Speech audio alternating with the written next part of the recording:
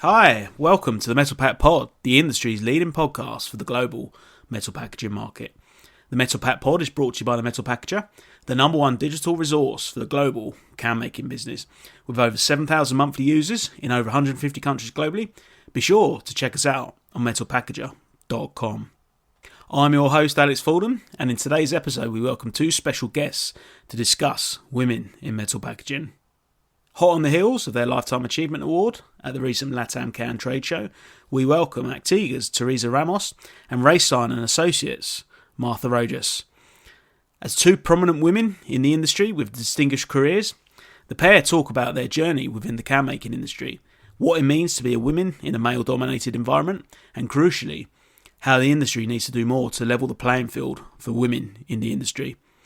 In what is an inspiring and thought-provoking conversation, this is a must-listen for all within the industry.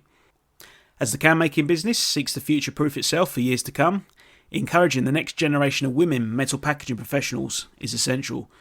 This is to ensure the industry maximises its talent pool at its disposal. But before we begin the episode, we must give special mention to our sponsors PPG. Their range of innovative and sustainable solutions help protect and beautify the world. Now on to today's show. Martha, Teresa, it's been an absolute pleasure. Thanks very much for joining me. Looking forward to an interesting topic, conversation about women in business and particularly the can making industry. So, but first off, thanks very much, and congratulations for your award at Latamcan. It must be must have been humbling, and it was a very emotional evening. So, Martha, if you could perhaps begin and your take on how the event and being honoured by your peers within the industry. Thank you very much. I appreciate this opportunity to talk about the role of women in this industry, the recognition of a few years of service to the industry, and I've been very incredibly, like you said, humbled and appreciative of being given this opportunity. To know the people in this industry for so many years and to have forged relationships has been really meaningful, not just in my career, but also in my personal life. So thank you. No problem. And Teresa as well, must be similar thoughts from yourself. Yes, actually after spending more than 30 years in this industry, it's really nice to feel the appreciation and the recognition of all the colleagues who have shaped really the can making field where we are together. So very honored really just to get this recognition, and but I would say the appreciation goes really beyond this particular event, because there have been through the career many positive things, as Martha mentioned, by meeting very interesting people all around and just learning from all of them. Absolutely, and just curious for just one question I've got is how's the industry changed during your tenure within the industry? I mean, some people I've interviewed have argued that the industry has become a lot more professional, but it's perhaps not quite as fun as it used to be. It's kind of the chicken and egg situation. I'm kind of curious about how do you still enjoy the industry as much as you did when you first joined, or how's the industry changed? I'm just interested. Well, it has. I think it has become a lot more focused and a lot more just centered around innovation, a lot more companies. It has grown. When I first joined the industry, there were few players, mostly US-based companies, and now there are a lot of more international manufacturers, and there's a lot healthier competition. On the aspect of women, when I first joined, there was a handful of women attending these shows, and I think now that engineering and other manufacturing opportunities are coming to the fore, younger women are embracing it, and they also appreciate this industry. One of the things that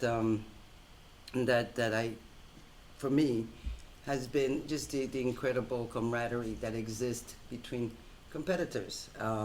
It's a small, big industry, as I like to say, because it's global, right? Yeah.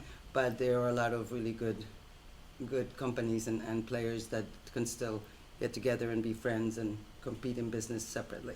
Absolutely. And Teresa, you, out of anyone I know in the industry, I think you probably travel one of the most extensively within the industry. Or you always see you at pretty much every event I attend, and your travel schedule is pretty intense. So do you still enjoy that aspect of it being a global industry as much as you have done in the past, or is it becoming tougher as the years go past? No, I would say I enjoy even more. Actually, the fact of connecting with people really is a permanent energy for me to really keep the activity, keep the relationships, just fight for new challenges. But coming to your point of, yes, many things have changed in the industry through these last 30 years, and obviously coming and entering into a global consolidated industry, much more so we have seen from local or regional to really global companies. We have seen many technology changes around lightweighting of the can, about easy open ends being launched in the market, about many chemistries developing into the right direction. But I would say, yes, we have been successful in accomplish some changes, but when we come into probably more the HR side of the industry, I'm not so positive that it has changed so much, because still 30 years later, true that there are some young girls joining, fresh engineers just really willing to develop a career, but still this is minimal. It is. This is minimal, and so the question is, how could an industry like ours just really not to take advantage of 50% of the talent available, no? Especially when we are seeing people retiring. I mean, the tremendous expertise of many of the professionals really surrounding this market living, and where is the transition, where is that know-how? I mean, why this has not been properly planned. So I get the impression that there are many challenges today in the table, whether it's the sustainability, regulatory environment, the competition of other substrates, and still we need more people, more prepared people, and somehow, there might be some shadows still from my point of view in that area. Yeah, it's an interesting point there about a lot of industries are kind of promoting the fact that industry's changing, and it's not necessarily a white male industry now, sort of the engineering manufacturing side of things. But Teresa's point there is that perhaps things haven't actually changed that much. So I don't know, Martha, your views on that. I know we spoke at length yesterday with regards to that women sometimes get pigeonholed in particular roles, that men are the ones that go out there and make the sales and put the numbers on the board, and women kind of get pushed more into the marketing, PR, front of house side of things. So do you still think those age-old stereotypes are in place, and how crucially, sorry I'm asking a few questions here, but if that's the case, then how do we break that barrier down to ensure that women, it's attractive to get into engineering and manufacturing type based roles? Well, to a lot of the points you just made and Teresa's point, it is true that we're not prepared to open the doors to a lot of female professionals in manufacturing and engineering, but we're taking baby steps in that direction. I think this recognition back at Latamcan was important. I know at least Roeslein has we have a women's forum, a mentoring for young women who are needing to understand how to navigate in a male-dominated industry. We didn't have that, you and I, Teresa. We had to figure it out on our own. We interrupt this episode for a brief segment from our sponsors, PPG. Packaging coatings from PPG draw on our company's 140-year history of innovation. We never stop improving our solutions to meet the evolving needs of can makers and the marketplace. That spirit of innovation results in technology like the cradle-to-cradle platinum-rated PPG Innovel Pro.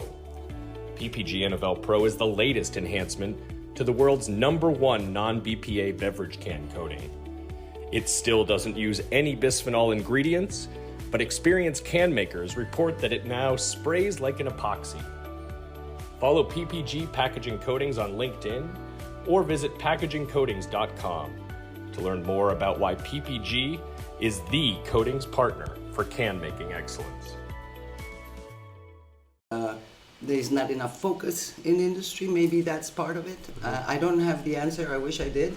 But at the end of the day, I think it's evident. We were just talking that, like, I don't know, 30 years ago, it was like 1%. Today maybe we have 10% of a female force within the industry. Again, these are just observational statistics, not necessarily measured.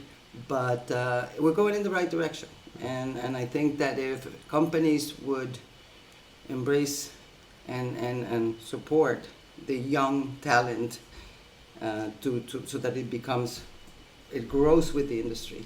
We're all aging out, and Teresa made a good point about that as well. We're getting older, so who's going to continue? And what is that going to look like with innovation, with technology, with all the changes in society? But I would even say, you mentioned young talent. Is this a problem only for young women to come into this industry? Mm-hmm. Or is there a deeper issue, which is how does this industry motivate the young people, generally speaking? I mean, male and female. Mm-hmm. So is this industry enough attractive for the new generations? Most probably no. Yeah. So what has this industry to do in the next coming years, really to reshape a little bit and to become a sexy industry for our young folks? Mm-hmm. So Okay, so Teresa, you're going one step further and you think this isn't necessarily a women issue. This is a case of young people issue, because if you get young people motivated, then that will actually ensure that you get talented young women to the table. So you think this goes one step further, and we're potentially seeing maybe a brain drain within the industry, where you only have to look at this conference this week. You've got people with 20, 30, 40 years experience, very talented people. When they retire, it's human nature. They take that knowledge with them. So how do we ensure that doesn't happen? And is there anything at Actega that you're doing to try and ensure that that's not the case? well, I think we have to change the way we organize our business. I think we have to understand that there are new generations demanding different rules in the game. So we have to change our mind, and we have to really open new doors. This is in every industry, but more open to remote work, to flexibility, to really allow our young folks to work more on digital projects, because at the end of the day, that's probably the most stimulating area. And our relatively aged industry is a little bit in need of having these experts in new technologies, people really who can support the technology change that we have been also discussing during these days. No, it's development of the industry, challenges have been accomplished, but at the end of the day, we need a lot of energy really to deal with what we see from. Right, and I think that you're talking about attracting young people, young talent to this industry. One of the things that companies, in my opinion, need to expand upon is internships for kids who are interested in engineering. Roeslein does that. I know a couple of other companies do that. But if we get more of a cohesive industry focus that says, okay, because you need that talent, right? And the young people adapt to the new technology, but the experience still lies with the experts that have been doing this for many years. So I would imagine that if we tuition, empowering women, and provide different programs to make this an attractive place to work, then I think we have a good shot. But it has to be more cohesive as a unit. And you mentioned before, I think mentoring is really important, because you can bring young people and women into the business, but if you don't accompany them, so how could you make these people grow within our business? Right. So end of the day, they could be fascinated by other more attractive careers outside the metal packaging industry. So. And I think we have to adapt as an industry, just from my take, where sort of my parents' generation, my father only had 2 jobs in his working life, whereas now young people, they move positions every couple of years. Obviously, the increased globalisation of the world, you are able to do that. So I think it's a case of making sure that as an industry we adapt to the changing environment that is out there now, and not just say this is the way we've always done things. And I think that's in a mature market such as this, it's very, very difficult to do so. So that's just my take on things. And I think the women in this industry, I think that's only just one part of the puzzle, isn't it, really? And it's just trying to encourage how to bring those women to the table. Just want to take things one step back a little bit, really. And I'm just sort of what have been the most significant barriers in your career as a woman in business, or has it been plain sailing, or have you had to work? I know it's a cliche, but the saying that you have to work twice as hard as a man in a position of influence. So I just want to get your spin on this. So Martha, if you could perhaps lead us on that. I think the biggest challenge was to be taken seriously as a woman in business. That's a start, right? So how do you prove yourself? You work hard. If you have integrity, a good work ethic, and a certain amount of mentoring from the experts in the industry, which is what I had, and somebody gives you a leg up to help you move up into a different position. So I think also that's promoting from within is important as well.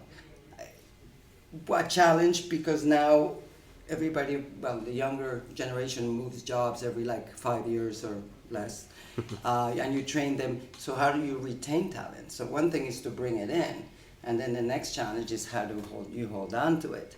I think by creating programs within an organization that encourages them, and where you feel valued, and you have that promotion, you have an opportunity. But again, it's all about, it's a combination of so many different factors. And Teresa, it's your take on that question. Well, I don't have the feeling that I have to overcome many barriers, but maybe observations or learnings or facts is that, first of all, you have to be very well prepared. So you need to have all the tools to develop your profession in the right way. So just to convince people that you are not just in this business by fun, that you are a true professional and you can really add value to their business as well.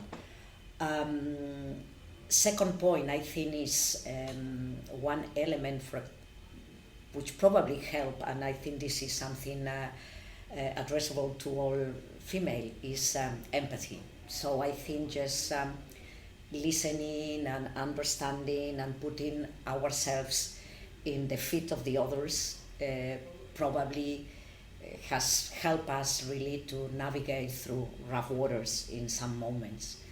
And probably the third element that I feel is like the motor of a career is the the attitude and the motivation and the energy and the passion that you put into your work. No, and I think with these three elements, end of the day, no barriers. Yeah. End of the day, no barriers, because you work tough. I mean, it's true that nothing has been a given, so it's tough work.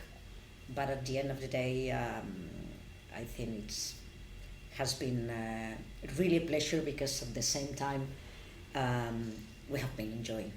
I'm totally sure that it was the same for you, Marta. Oh yes, and when you mentioned the word passion, I think that if you're passionate about what you do, you're halfway there, because you'll do whatever is necessary to get from A to B.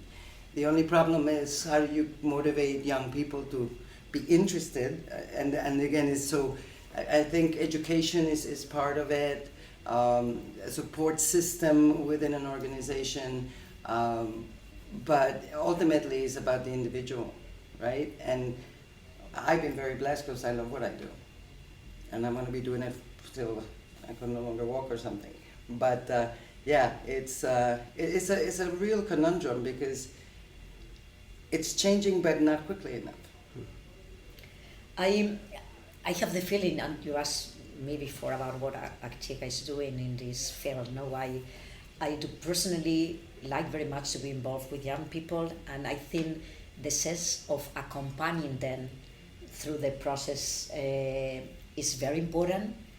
And I think it's also very important to give them the freedom to run projects and to be really the head of little projects, just empowering them to take responsibility and maybe changing from one topic to the other, because at the end of the day, that's a kind of energizing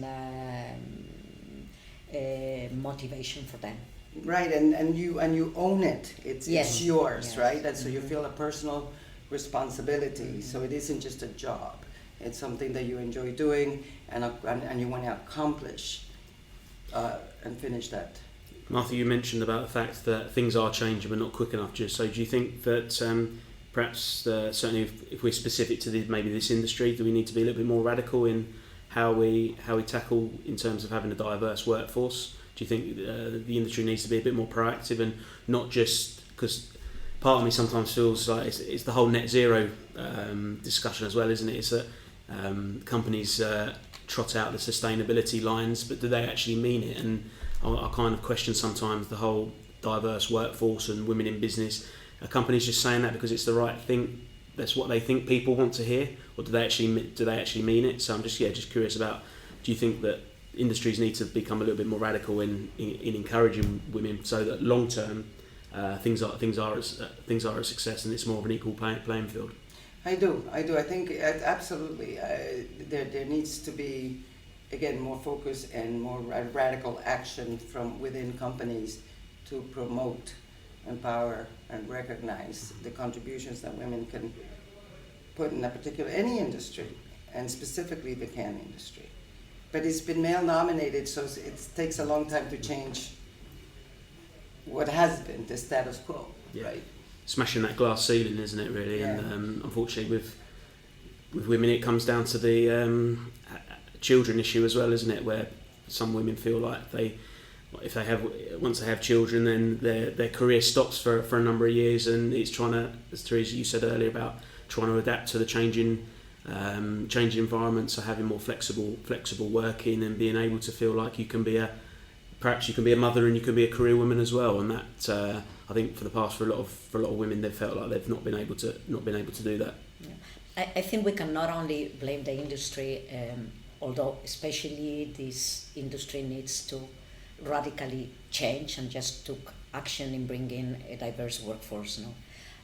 Luckily, robotics have been replacing human force during the last year, so the moment is really optimal just to bring women and other people into technology development, into controls, into other areas, which have not been really appropriately developed within this industry. But coming to the point of the combining family and work, no, particularly for women, I think it's possible. You have to really implement the right policies, and you have to support them. And in many cases, I don't want to blame only the industry. I think we need to do this exercise as well with the young women around us, because the fact of selecting between a family or a career path is not really exclusive. So at the end of the day, we have to really make them aware, also with our examples, that this is possible, and that the employers are really open to provide all kind of facilities to support these two family and professional activities. Just want to move things with obviously looked at the past and the present, but looking ahead to the future now. I mean, for the pair of you, I mean, what advice would you give for the next generation of women professionals? Let's keep this specific, and also to the can making industry as well. What advice for the next generation of young, talented professionals? Looking at your careers, what perhaps would you have done differently, or perhaps any advice for those that have lived and breathed the industry over a number of years? When you find something that you're passionate about in your work life, stay the course. There will be obstacles, there will be challenges. It's how you handle those challenges that defines you as a professional. And work ethic, I mean, there's so many elements to that question. It's hard to answer. Sorry for putting you on the spot there. A couple of sentences. But no, I just think that if first we have to give the young people the tools and the opportunities, and family for women specifically, to have some kind of flexibility, to be a mother, to be a professional as well. But the companies have to make that available to them. COVID woke us up to off-site work and to Teams and all this other technology that is now used, and it's good, because I think that is kind of like a turning point for working outside the office and still being able to take care of your family. So I don't know what else to say. And you mentioned about the fact that if you find a career that you're passionate in, live and breathe it and stay the course. But is that also true of if you're doing something that you're not particularly enjoying? Don't just settle, because too many people do just settle and think this is work, and this is what you don't necessarily have to be happy. So is it also a case of never settling for mediocrity as well? Oh, absolutely. That's a good point, because I think that again, education. If you have the opportunity, get that education and then use it to go where you want to be. Whether you want to be a pastry chef or whether you want to become an engineer, it's about finding what you like. And it takes time. It's not like it's going to come from the sky and you say, oh, this is what I want to do with my life. You go different paths in life, and then ultimately you find something that you can enjoy doing. This life's too short. Absolutely. And Teresa, similar, same question to you. Yes, I think passion is the key, but passion is not falling from the sky from day one. So at the end of the day, it's tough work, it's perseverance, it's just learning from your mistakes, is really growing every day. One of the things that really came to my mind when Marta was just talking is the fact that probably in this industry we need to develop stronger leaders.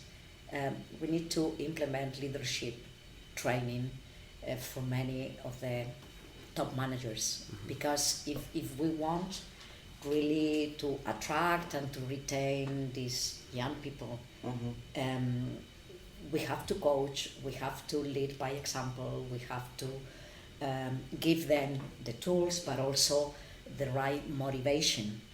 And so we are not talking only about a one-to-one professional relationship, but also to understand that there are human beings really behind a certain job position, and that as human beings we need to fit them with the right things, no? And so to grow as a person. That's a good. And I'm sure if the right mix is found, then the possibilities to retain the people and the talent are higher. So maybe we are coming from a traditional school of top management really being unidirectionally dictating what to do. And now we have to change that, and we have to work in teams and really get the feedback as well from the people in our teams, and just take it seriously and implement the right actions for change. So that's a kind of idea that came to my mind. No, absolutely, that sounds great. And just to touch upon that point as well, is there one, if you could click your fingers now and implement one thing within the industry about how to implement that change, is there anything that you can think of there at all that we should be doing now? Because we're talking about implementing things for 5, 10, 15 years, succession planning, things like that. But is there anything we could be doing right now that perhaps could help as an industry? Because sometimes we do put these ideas in place of it needs to be about a long-term vision, but actually there are things we could be doing right here, right now to certainly get things along the way, because otherwise it's too easy for people to kick the can down the road, pardon the pun. It's quite easy for these issues to be an issue for another day or for someone else, but actually implementing them right now is I think is key, as well as the long term. So is there anything you can perhaps think of that we could be doing now? I mean, we can change the traditional way of working. That's for sure. Presentially, it's changed to really remote work.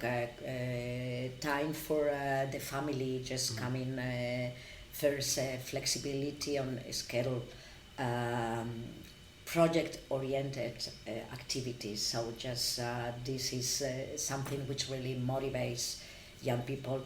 And for sure, internships. I think this is very important, but not bringing people in the companies and letting them alone, explaining on the first day what they have to do, and then no one caring about them. So I think it's very important, this role of accompanying them through really the initial periods and through all the learning process. So just not to let them alone and make them feel they are important part of our business and recognize their little achievements every day. That's great. Yeah, and you mentioned leadership, right? So that's the part where the internships that I know about at Roeslein, we have actually project leaders that are basically assigned to a particular young person who is trying to navigate whether they're going to become a mechanical engineer or they're going to be a civil engineer or whatever, and then they're given those projects. And I think that if more companies would implement a model like this, which I'm sure exists, to get these young people interested in what we do, with the right training and all the other elements that you mentioned, Teresa, that's I think what we can do today. And maybe as a suggestion or idea, why not these associations, which normally prepare topics on the technical or marketing areas related to our business, why then don't take care of organizing special leadership programs for managers in this industry? And this could be really a program which could fit also in other industries, but maybe by bringing together, part of this management and starting to work on what leadership means or has to mean, and just starting to questioning whether the traditional way has been the right way or not. That could be also an opportunity. I am DA or whatever, via other associations, could be a good idea as well. It's a good point, because you have here that you have 3-piece breakout sessions and particular aspects of the industry, and it's a case of those within that industry have to have some time to discuss. So perhaps almost like a women's forum where some of the influential women within the industry and also the other women within the industry can get together and brainstorm about how we can implement sort of factors moving forward to be more influential in business. So that's a very good We point. had a lot of influential people Yeah. here, for example, and just organizing kind of workshop or seminar just in parallel to. Well, that already exists with PMMI. There's a women in packaging organization that does this already. I just, in this particular, the IMDA and the can shows, it doesn't. In metal packaging, it doesn't. So I think that we could learn a lot from them. I was at one point going to join them, but I was too busy and didn't have time. So, but in these shows to have some kind of a focus, a seminar on women in business. You know, there are programs with leadership, with training, right? There is Listen Like a Leader. There's a DISC profile. There's all these programs that exist out there, but I don't know too many companies in the industry that are implementing them at this point. So maybe that's another idea in conjunction with the trade shows being a little bit more open to having more women and to discuss women's issues in a women's forum. Yeah, there's nothing wrong with experimenting with these things, is there, really? So I think it's definitely a good point to take away from this podcast for sure. So we're drawing to a conclusion here. It's been a real pleasure, really interesting discussion. So thank you both. But just one final question to sign off on. Any inspirational figures along the way in terms of a role model for you both? It could be outside of the working life, or it could be someone within the industry. Just who's been a real inspiration to you along your business journey? Maybe to start. In my case, it has been my mother. So my mother is 95 years old right now, but she has been a very brilliant student. So at her time, she made 2 university degrees, and she grew a family of 6. Brothers and sisters, so in very difficult times. So for me it was always, if she could, during tough times and without so many support, I don't have the right to complain about anything. So I'm really a very lucky person. So that's fantastic. And Martha, for you?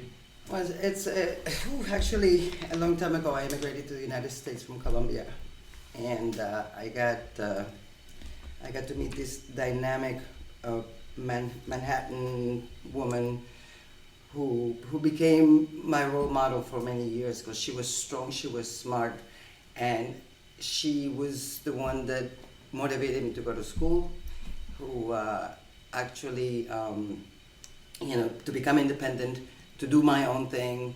My parents were immigrants, so we were struggling with 3 kids for a long time.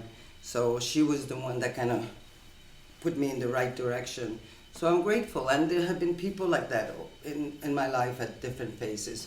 So I would say initially she would be the one, because I came out of a small town in Colombia, in the Andes Mountains, and I came to this like Manhattan, and she was very elegant, she was very smart, she was very strong, and she motivated me, and she pushed me, and I worked for her. So that's how I got to know her. I answered an ad, and then from there the rest is history. I'm very blessed. No, that's two excellent answers, and from just on behalf of the industry, just congratulations on terrific careers, the pair of you, and I'm sure there's a good few more years left in you yet to inspire the next generation of women in business. So to you both, it's been an absolute pleasure. So thanks very much for your time. Thank you Thanks so much. Thanks to you, Alex. Thank you. Bye.